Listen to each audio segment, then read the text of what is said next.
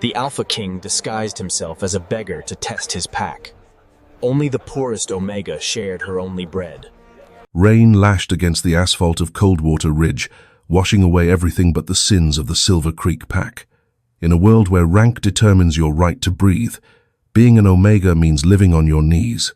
But what happens when the lowest member of the pack is the only one to show humanity to a monster in disguise? When the Alpha King, Kalen Blackwood, strips off his crown and covers his scent with mud to test the loyalty of his subjects, he expects treachery. What he finds instead is a starving girl named Maren, a stale piece of bread, and a betrayal that will burn the hierarchy to the ground. This isn't a fairy tale. This is a reckoning. Coldwater Ridge was the kind of town that didn't appear on tourist maps. Nestled deep within the jagged spine of the Cascade Mountains, it was a fortress of pine and grey stone, ruled by the Silver Creek pack. To the humans living on the outskirts, it was just an insular community of loggers and private contractors. To those with the wolf gene, it was a kingdom of rigid hierarchy, and Maren Lowell was the dust beneath its floorboards. The bell above the door of the Rusty Spoon chimed, signaling another customer, but Maren didn't look up. She couldn't. Her hands were submerged in scalding dishwater, the skin red and peeling, scrubbing grease off a ceramic plate that cost more than her monthly allowance. "Maren, table 4 needs water. Now." The voice boomed from the kitchen. Garrick, the diner's owner, and a low-ranking Delta wolf, thrived on the little power he had. He wasn't strong enough to challenge the pack warriors, so he made sure to crush the Omegas under his heel. Maren dried her hands on her stained apron, her wolf whimpering silently in the back of her mind. She was 22, but malnutrition made her look barely 18. Her hair, a mousy brown that might have shone gold if it were ever properly washed, was pulled back in a severe, fraying knot. "Coming, Garrick," she whispered, her voice raspy from disuse. She moved through the diner with the practiced invisibility of someone who learned early that being seen meant being hurt. Table 4 was occupied by Lydia and her entourage. Lydia was the daughter of Beta Jackson, the current acting leader of the pack, while the Alpha was away on council business. Lydia was beautiful, cruel, and sharp like a diamond that cut you if you held it too tight. "Water," Lydia snapped, not making eye contact. She was busy scrolling through her phone, her manicured nails clicking against the screen. "And tell Garrick the steak was tough. My father won't be pleased." "I'll let him know," Maren murmured, pouring the ice water. Her hand trembled slightly, a side effect of not having eaten in 2 days. A single drop splashed onto the table. The conversation at the table stopped. The silence was louder than a scream. Lydia looked at the droplet, then up at Maren. Her eyes flashed a bright, unnatural amber. "You clumsy mutt. You did that on purpose." "I didn't, I'm sorry." "Lydia, it was an actie." Lydia backhanded the glass. It shattered against Maren's hip, soaking her uniform in freezing water and shards of glass. The diner went quiet. Humans looked away, sensing the tension they couldn't explain. The wolves watched with predatory amusement. "Clean it up," Lydia hissed, kicking a shard toward Maren's worn sneaker. "And pray I don't tell Jackson you're disrespecting his bloodline." Maren dropped to her knees, picking up the glass. She didn't cry. Tears were a luxury she couldn't afford. They dehydrated you, and she didn't know when she'd get another drink of clean water. By the time her shift ended, it was past midnight. The rain had turned into a sleet that bit at exposed skin. Garrick stood by the back door, tallying the receipts. "You broke a glass," he grunted, not looking at her. "That's coming out of your pay." "It was an accident, Garrick." Lydia hit it. "I don't care who hit it. You're the Omega. It's always your fault. Here." He tossed a brown paper bag at her. It hit her chest and fell to the wet pavement. Maren scrambled to pick it up. Inside was the waste, the crusts of bread cut off from the club sandwiches, a bruised apple, and a cold, half-eaten heavy biscuit. It was trash to them. To her, it was life. "Thank you," she said, the words tasting like ash. "Get out of my sight.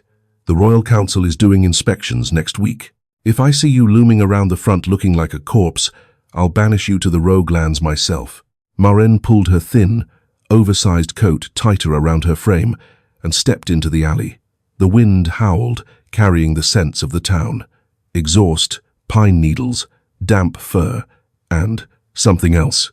Something metallic, like old blood and ozone. She froze. The alley behind the diner was usually empty, save for the dumpsters. But tonight, a figure was slumped against the brick wall, hidden in the deepest shadow. He was massive, even sitting down. His frame took up space in a way that triggered her flight instincts. He wore rags that were caked in mud and oil. A hood obscured his face, but his boots, though worn, were heavy leather. He smelled of rain and earth, but beneath that was the scent of sickness, an infected wound. Rogue. Panic spiked in Maren's chest. A rogue in the territory meant death. If Beta Jackson found him, he'd be executed. If the rogue was feral, Maren would be dead before she could scream. She took a step back, her sneaker crunching on gravel. The figure's head snapped up. Even in the darkness, she felt the weight of his gaze. It wasn't the erratic, crazy look of a feral wolf. It was cold, calculating, and immensely heavy. "Go away," the man rasped. His voice sounded like gravel grinding together. "Unless you want to die, girl." Maren should have run. Every instinct screamed at her to run, but then her stomach growled, a loud, angry protest against the silence. The man's head tilted slightly. He didn't move to attack. He just watched her, his hand clutching his side. Maren looked at the brown bag in her hand, her only food for the next 24 hours. The crusts were stale, but the biscuit was calorie-dense. She looked at the man again. He was shivering. Not from cold wolves ran hot, but from fever. "If I leave him, he dies tonight," she thought. "Or the patrol finds him." "I don't have money," Maren whispered, stepping closer. The man tensed, a low growl vibrating in his chest. It was a sound so deep it rattled her bones. "I didn't ask for money." "You're bleeding," she stated, pointing to his side. "Silver?" "Iron and wolfsbane," he corrected, his voice tight with pain. "Leave me." Maren hesitated, then opened the bag. The smell of the biscuit wafted out buttery and savory. She saw the man's nostrils flare. He was starving too. She broke the biscuit in half. It physically hurt to do it. Her body screamed mine. But Maren Lowell knew what it was like to be invisible and in pain. She couldn't walk away. She took a step forward and placed the bag on a dry crate near his feet. "It's not much," she said softly. "Just leftovers. But the biscuit has protein." The man went still. He stared at the bag, then up at her. For a second, the clouds shifted, and a slice of moonlight cut through the alley. She saw a jawline covered in dark stubble and eyes that were the color of a stormy sea. Grey, turbulent, and shockingly intelligent. "Why?" he asked. "One word. Because hunger hurts," Maren said simply, "and nobody deserves to die alone in the rain." She turned and walked away fast, before she could regret giving up her meal. She didn't see the man reach for the bag. She didn't see him pull out the bread, inspecting it not with the hunger of a beggar, but with the scrutiny of a judge. And she certainly didn't hear him whisper, "Maren Lowell." He knew her name.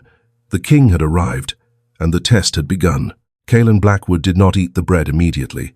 He held it, feeling the lingering warmth of the Omega's hand on the paper bag. He was the Alpha King of the Western Territories, the ruler of 12 united packs, and a man whose net worth rivaled small countries. He was used to banquets, to delicacies prepared by Michelin-star chefs, to wolves throwing themselves at his feet offering the finest cuts of meat. Yet, this stale biscuit, given by a girl who looked like she hadn't eaten a full meal in a decade, felt heavier than any tribute he had ever received. He took a bite. It was dry, but it settled the gnawing ache in his stomach. The wolfsbane in his system from the ambush 3 days ago was metabolizing, but slowly. He had come to Coldwater Ridge incognito to investigate rumors of embezzlement and corruption within the Silver Creek leadership. He hadn't expected to be ambushed by mercenaries before he even entered the town limits. Someone knew he was coming, someone high up. Kalen leaned his head back against the brick wall. He needed to heal, he needed to watch, and now he needed to know why an Omega in one of his wealthiest packs was starving to the point of emaciation. The next morning, the town of Coldwater Ridge was buzzing. The rumor mill was in overdrive. The king is coming. Maren arrived at the Rusty Spoon at 5 a.m. for prep. The atmosphere was manic. Garrick was screaming at the line cooks, wiping down counters that were already clean. "You," Garrick pointed a thick finger at Maren. "Out back. Scrub the dumpster area. If the king's envoy drives past and smells rotting fish, I will skin you." Maren nodded and grabbed the bleach bucket.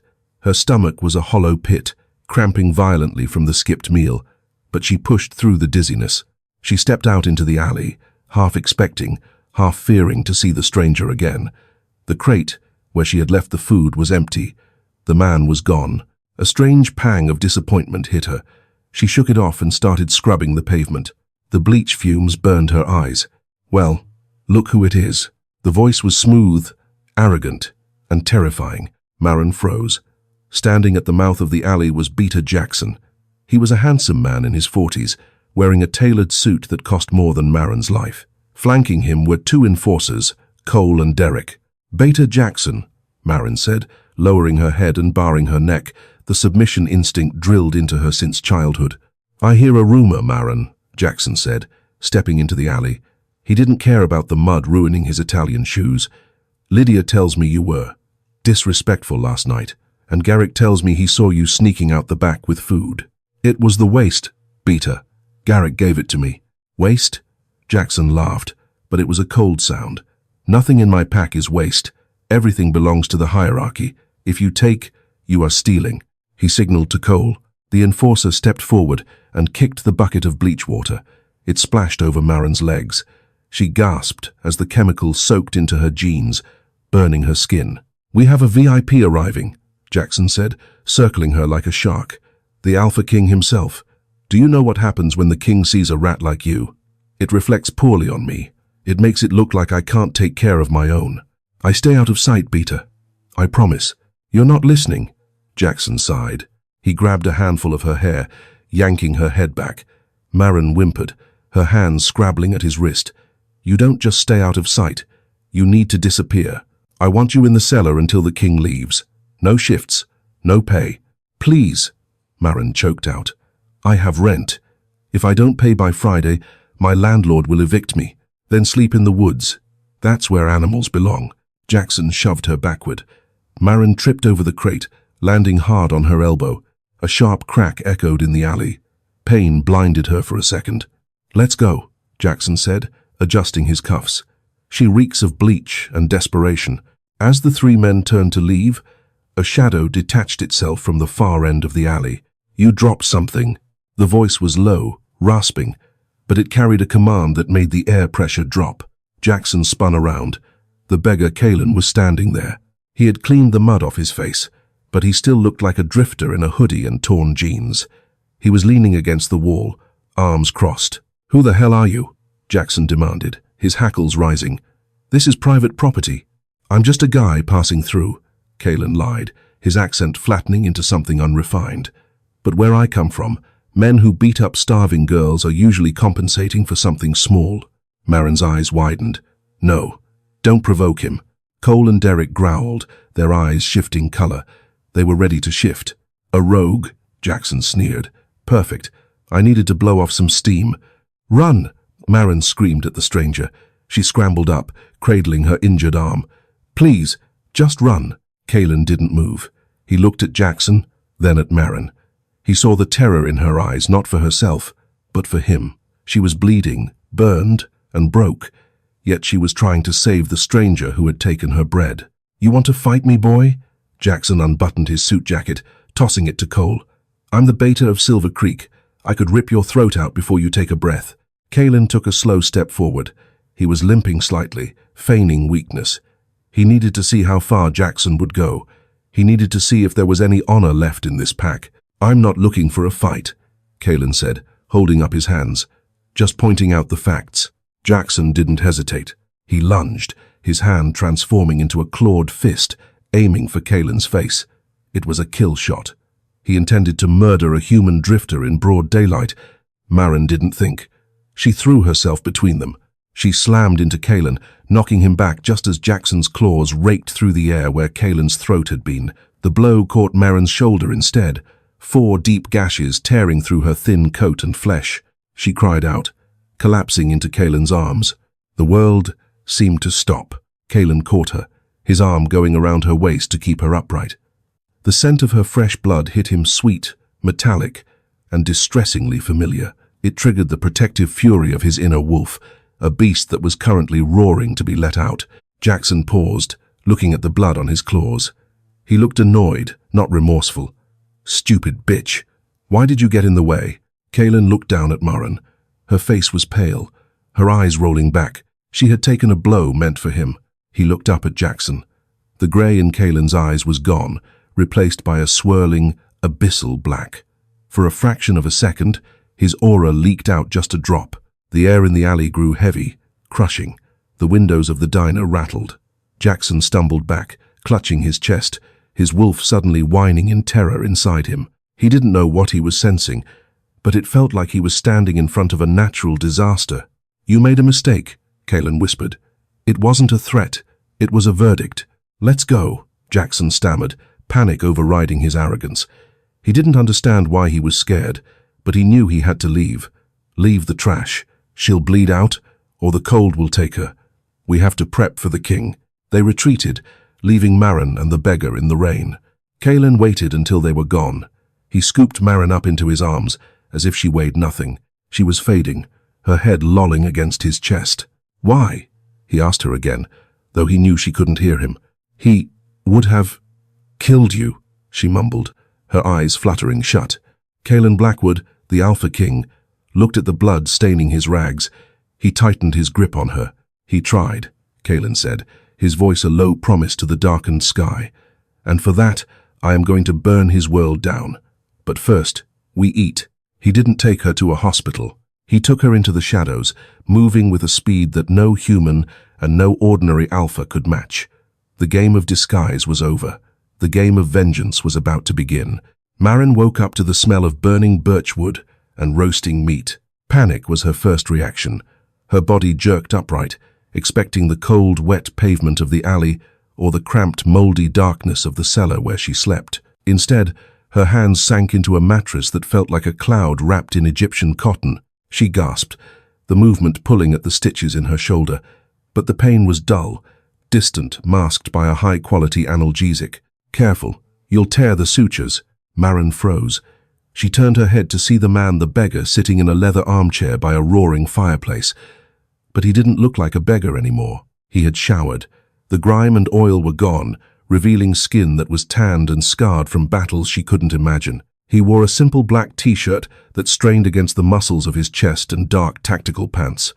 He was holding a tablet, his fingers moving across the screen with the speed and precision of a pianist. "Where am I?" Maren whispered. Her voice trembled. She looked around the room. It was a cabin, but cabin was an insult to the architecture. It was a cathedral of glass and timber overlooking the valley. The furniture was minimalist and expensive. This was a safe house for someone with immense wealth. "You're in a property owned by a shell company of Sterling and Finch," he said without looking up. "Technically, it doesn't exist on the Coldwater Ridge registry, which means Jackson can't find you." Maren's heart hammered against her ribs. You're not a rogue." He finally looked at her. His eyes were that same stormy grey, but now they held a dangerous clarity. "No, I am not." "Who are you?" "Just a man who pays his debts," he said. He stood up and walked to the small kitchenette. He plated a steak perfectly seared and a side of roasted vegetables. He brought it to the bedside table.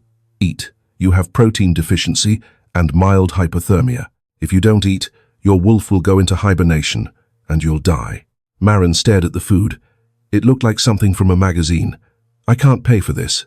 "I told you," he said, his voice softening just a fraction. "You bought this with a piece of bread. As far as I'm concerned, you overpaid." Maren hesitated, then reached for the fork. The first bite made her eyes water. It was the first hot meal she had eaten in months. She ate quickly, almost desperately, while the man watched her with an unreadable expression. "My name is Kaelin," he said. "Maren," she replied between bites. "But you knew that." "I know a lot of things, Maren. I know your father was Tobias Lowell, a former gamma of this pack. I know he died 5 years ago in a logging accident that conveniently transferred his land rights to Beta Jackson. And I know that since then, you've been demoted to Omega status due to family debt." Maren dropped her fork. The clatter echoed in the quiet room. "How? How do you know that?" "I have resources," Kaelin said darkly. He picked up his tablet again. "I've been looking into the Silver Creek ledgers for the last 3 hours. Jackson isn't just a bully, Maren. He's a thief.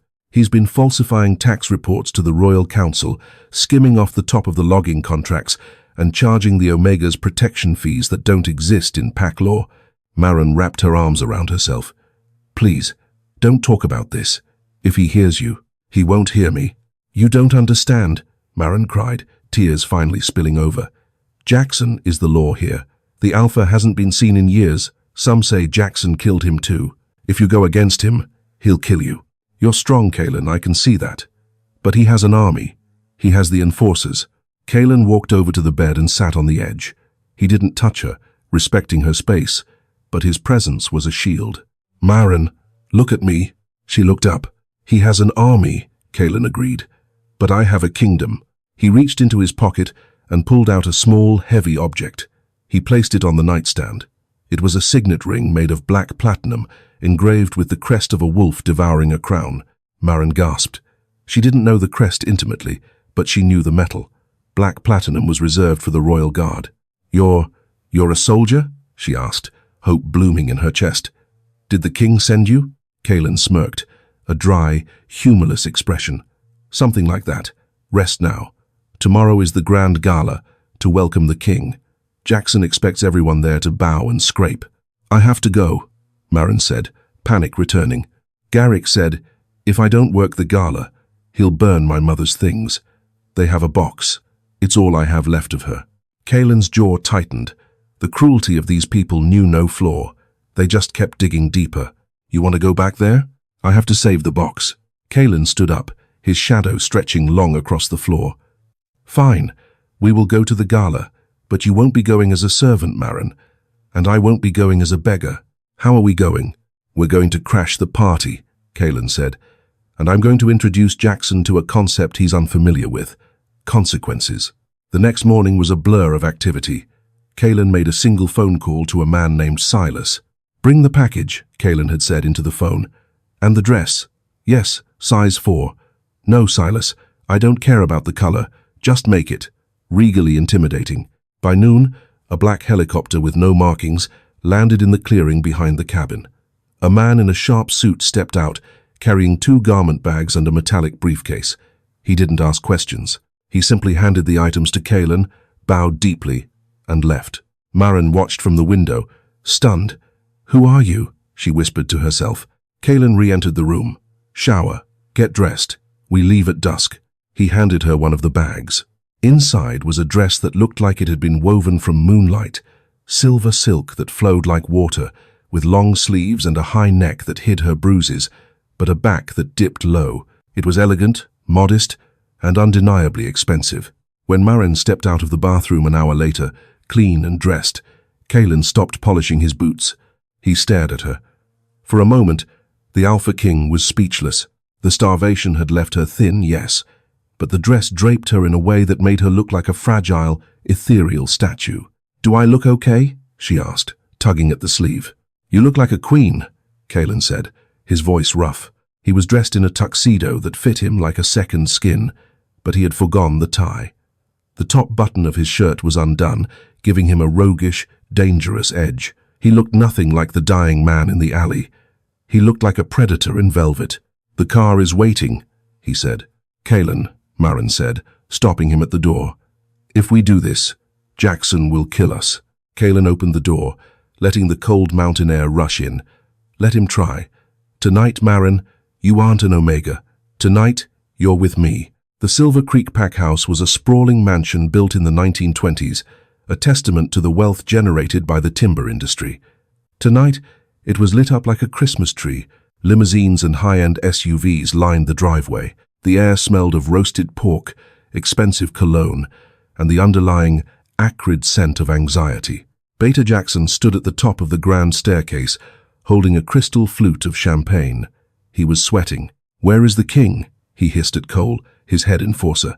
The convoy passed the checkpoint an hour ago. They're parked at the edge of the territory, sir, Cole replied, adjusting his earpiece. The Royal Guard said the king is inspecting the perimeter and will arrive on his own schedule. Arrogant prick, Jackson muttered, downing his drink. Fine. Keep the guests happy, and make sure the Omegas stay out of sight. If I see one piece of trash on the floor, heads will roll. Down in the kitchen, the atmosphere was chaotic. Garrick was red-faced, screaming orders, but Marin wasn't there. "Where is Lowell?" Garrick shouted. "She's supposed to be on tray duty." "She didn't show up," a terrified busboy squeaked. "When I find her," Garrick growled, "I'm going to break her other arm." Upstairs, the ballroom was a sea of designer gowns and tuxedos. Lydia was holding court near the chocolate fountain, wearing a red dress that was too tight and too bright. She was laughing loudly, trying to attract the attention of the eligible bachelors from neighboring packs. "My father is basically the alpha now," she was saying to a bored-looking wolf from the north. "The old alpha is gone. Once the king signs off on the transfer, I'll be the pack princess." Suddenly, the heavy oak doors of the ballroom groaned open. The room went quiet. Guests turned, expecting the herald of the king. Instead, they saw a couple. The man was tall, dark, and radiated a power that made the hair on the back of everyone's neck stand up. He walked with a lazy, predatory grace. On his arm was a woman in a silver dress, her head held high, though her eyes were wide with fear. It took a moment for the recognition to set in. "Is that—" Lydia squinted. "Is that the rat?" Jackson pushed through the crowd, his face turning a shade of purple. He marched down the stairs, Cole and Derek flanking him. "What is the meaning of this?" Jackson boomed, the music cutting off. Kalen stopped in the center of the room. He looked at Jackson with an expression of mild boredom. Marin squeezed Kalen's arm, her knuckles white. She saw Garrick emerging from the kitchen door, a butcher knife tucked into his belt, his eyes locking onto her. "We're here for the party," Kalen said, his voice carrying to every corner of the silent room. "I heard there was free food." "You," Jackson spat, recognizing the beggar from the alley. "You're the rogue, and you brought my Omega." "Your Omega?" Kalen tilted his head. "She seems to be wearing silk, not rags. Hard to tell the difference these days." Lydia stormed down the stairs, her heels clicking aggressively on the marble. She stopped in front of Marin, her eyes flashing amber. "You stole that dress," Lydia shrieked. "You filthy little thief. You think because you scrubbed the dirt off, you're one of us?" Lydia reached out, grabbing the neckline of Marin's dress. "Take it off. Take it off before I rip it off." Marin flinched, instinctively cowering. Kalen moved. It was too fast for the human eye to follow. One moment he was standing still, the next he had Lydia's wrist in his hand. He didn't squeeze hard, just enough to stop her. "Touch her again," Kalen whispered, "and you will lose the hand." Lydia gasped, trying to pull away, but his grip was like iron. "Let go of my daughter," Jackson roared. "Cole, Derek, kill him. Kill them both." The two enforcers shifted instantly. Their clothes shredded as they transformed into massive grey wolves, snarling and snapping. They lunged at Kalen. The crowd screamed and scrambled back. Marin shut her eyes, waiting for the impact. "Kneel." The word didn't come from Kalen's throat. It came from the earth. It came from the air. It was a command laced with alpha tone, but not just an alpha. It was the apex tone, the voice of a king. The sound wave hit the room like a physical blow. Champagne glasses shattered. Windows cracked. Cole and Derek, mid-air, were slammed into the floor by an invisible weight. They whined, forced onto their bellies, unable to lift their heads. Jackson fell to his knees, clutching his chest, gasping for air. His inner wolf was howling in absolute, abject terror, curling into a ball and exposing its throat. Lydia collapsed, sobbing, the pressure making her nose bleed. Kalen released Lydia's wrist. He dusted off his jacket, looking completely unaffected. He stepped forward, the crowd parting for him as if he were Moses dividing the sea. He walked up to Jackson, who was trembling on the floor, unable to look up. "You asked where the king was," Kalen said, his voice returning to a conversational volume, though it still carried the weight of a mountain. He reached into his pocket and pulled out the black platinum ring. He slipped it onto his finger. "You should have checked the alley, Jackson." Silence. Absolute, terrified silence. Then the doors opened again.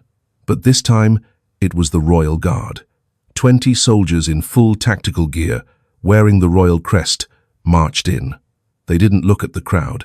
They lined the walls, weapons drawn but pointed at the floor. A tall man with a scar running down his face, General Silas Thorne, walked in. He marched straight to Kalen, ignored Jackson, and dropped to one knee. "Your Majesty," Silas boomed. "The perimeter is secure. The traitors are contained." Marin stared at Kalen. Her mouth fell open. The man she had fed a stale biscuit, the man she had saved from a beating. Kaelin turned to her. The darkness in his eyes vanished, replaced by a warmth reserved only for her. He extended his hand. "Maren Lowell," he said softly, "I believe you dropped this."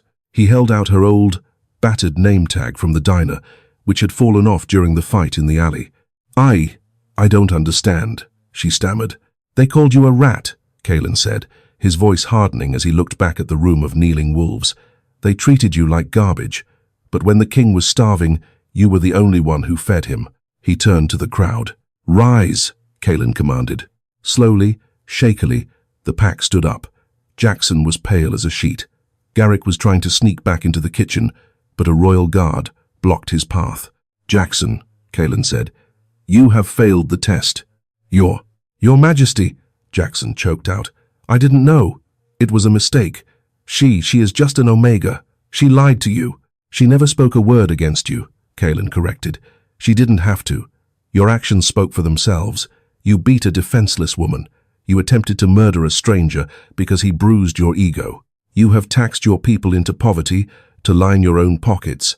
Kaelin signaled to Silas. The general handed Kaelin a thick folder. "I have the ledgers, Jackson. Logging accidents, family debts. It's all here." Kaelin threw the file at Jackson's feet, papers scattered across the polished floor. "But that is pack business," Kaelin said. "I am here for personal business." He walked back to Maren and took her hand. He pulled her gently to his side. "This woman," Kaelin announced, "is under my personal protection. Anyone who looks at her wrong answers to me. Anyone who speaks ill of her answers to me." He looked at Garrick. "You wanted to burn her mother's box?" Garrick shook his head frantically, sweat flying.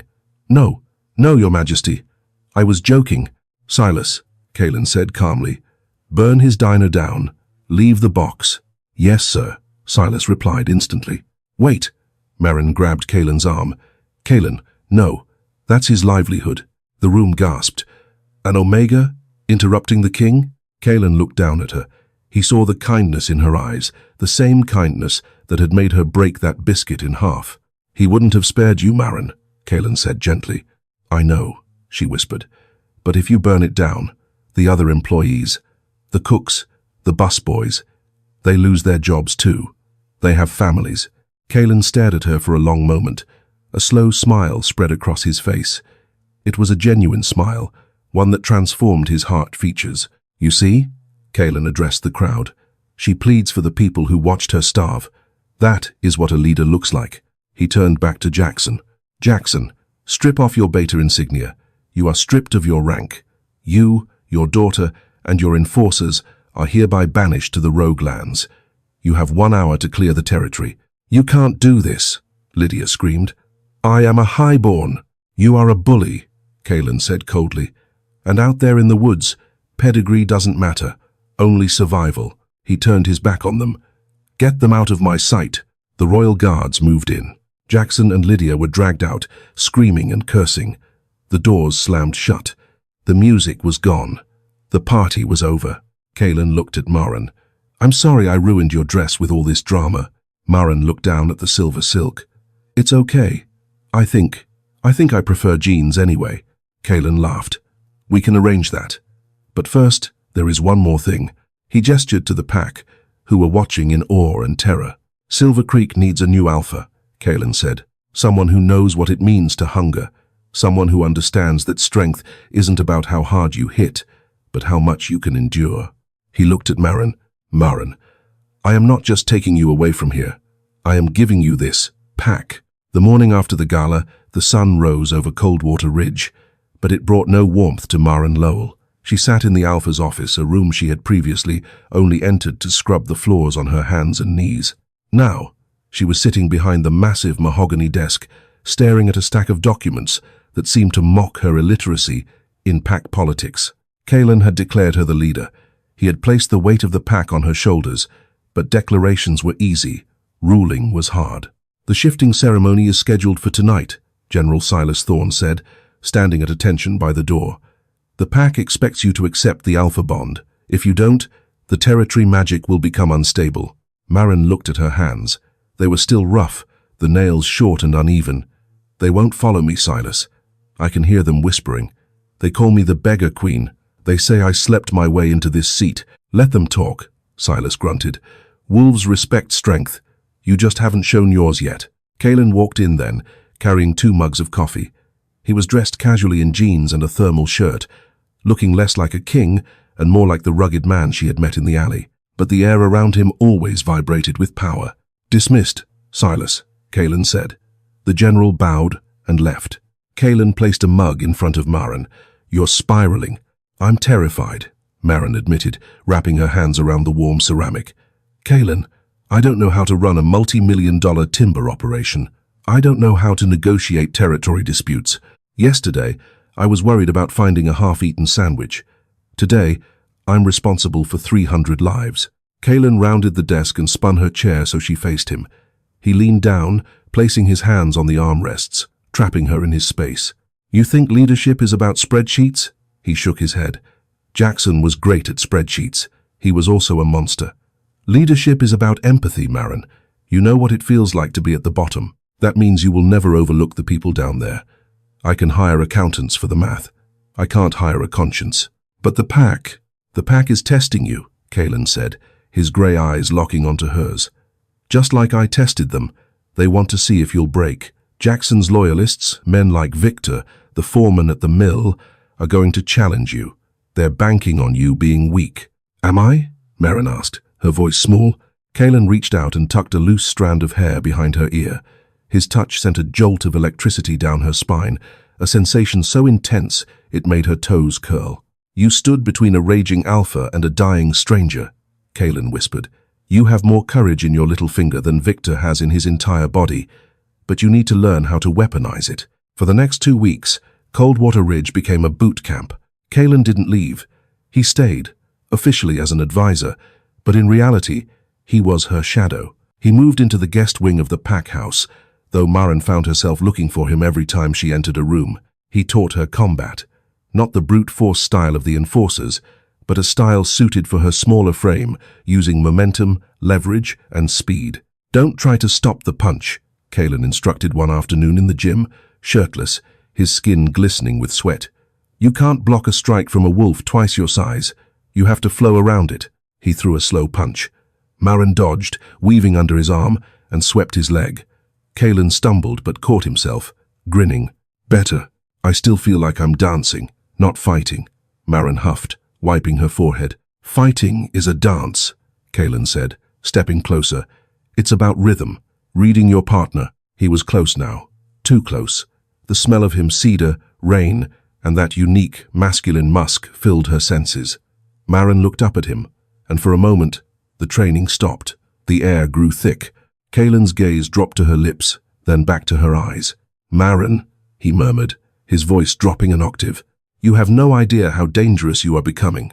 Before anything could happen, the gym doors banged open. It was Victor. The mill foreman was a bear of a man, with a thick beard and eyes that held zero respect. We have a problem at the mill, Victor spat, ignoring the king and staring straight at Maren. The machinery is jammed. The shipment for the Southern Territories is delayed. The men are saying they won't work overtime to fix it unless they get a bonus. Maren straightened up. She saw Kalen step back, crossing his arms. He wasn't going to interfere. This was her test. The machinery was serviced last week. Victor, Maren said, her voice steady. Why is it jammed? Maybe it just doesn't like the new management, Victor sneered. Or maybe we need a leader who knows the difference between a saw blade and a dinner plate. The insult hung in the air. Maren walked over to the bench and grabbed a towel. She didn't look at Kalen. She looked at Victor. Take me to the mill, she said. When they arrived, the mill was silent. 50 workers stood around, arms crossed, watching. The massive industrial saw was silent.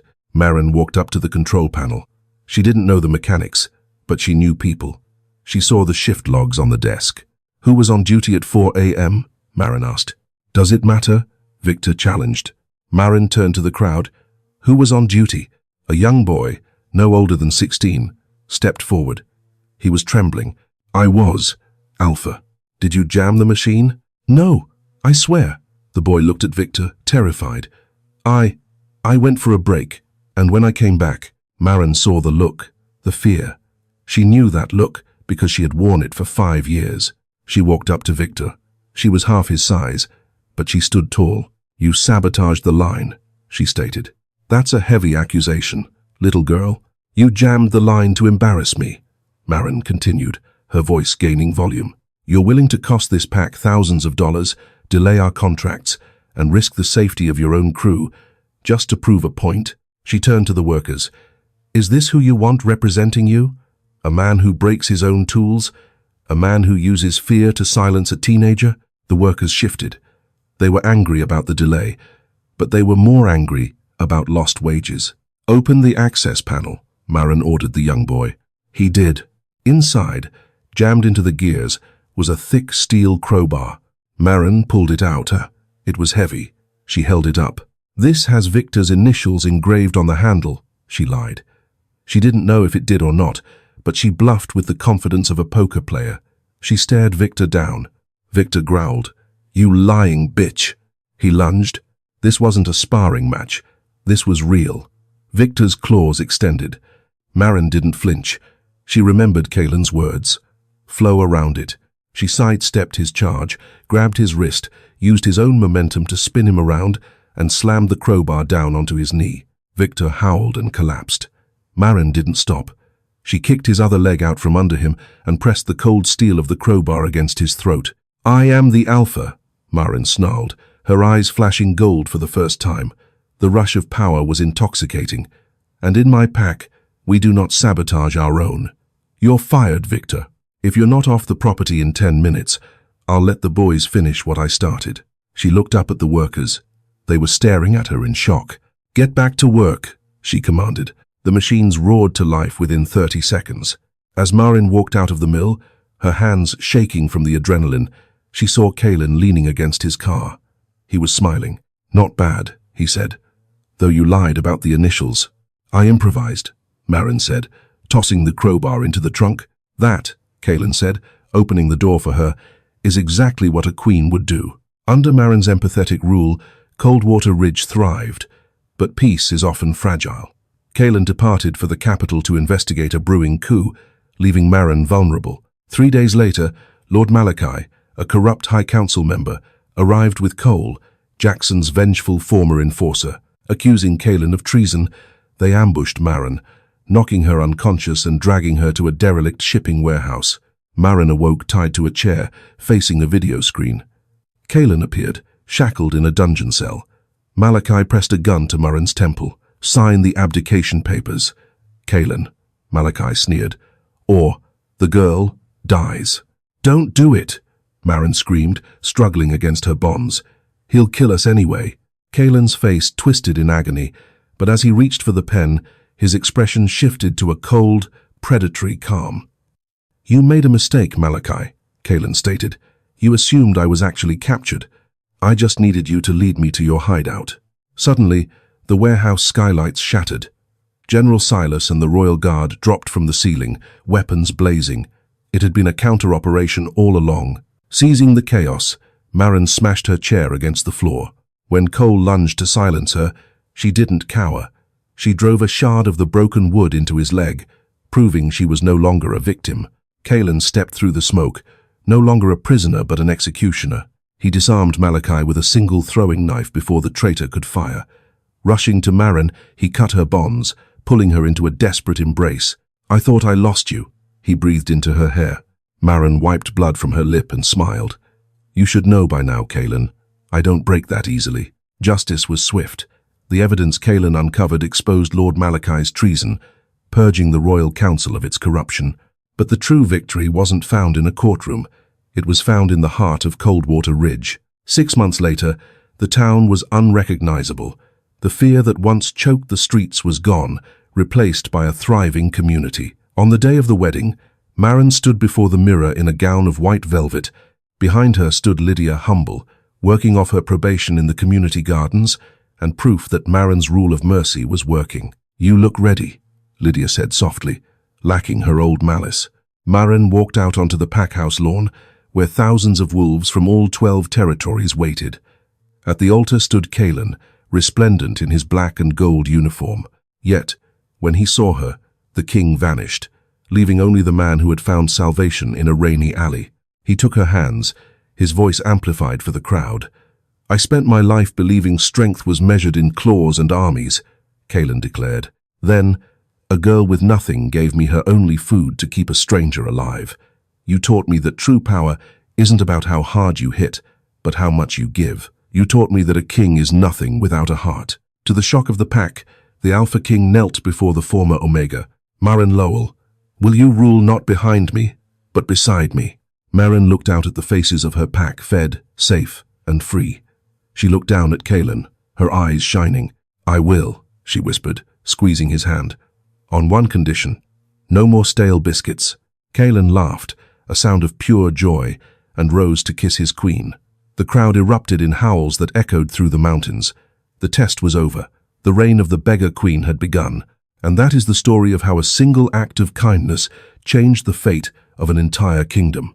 From the freezing alleyways of Coldwater Ridge to the throne of the Alpha King, Marin proved that your rank doesn't define your worth, your heart does. It's a reminder that sometimes the strongest wolves aren't the ones who growl the loudest, but the ones who help others when they have nothing left to give. I hope you enjoyed this journey of romance, betrayal, and justice. If this story moved you, please hit that like button. It really helps the channel grow. Don't forget to subscribe and ring the bell so you never miss a new episode. And tell me in the comments, if you were Marin, would you have forgiven Lydia or left her in the rogue lands? I read every comment. Thanks for listening, and I'll see you in the next story. Hi, my name is Mountain Confessions, the owner and manager of Mountain Confessions. After watching the video, Omega's son brought 2 freezing pups inside. The next morning, Alpha King surrounded her house. I'd really like to know what you think. How did this story make you feel?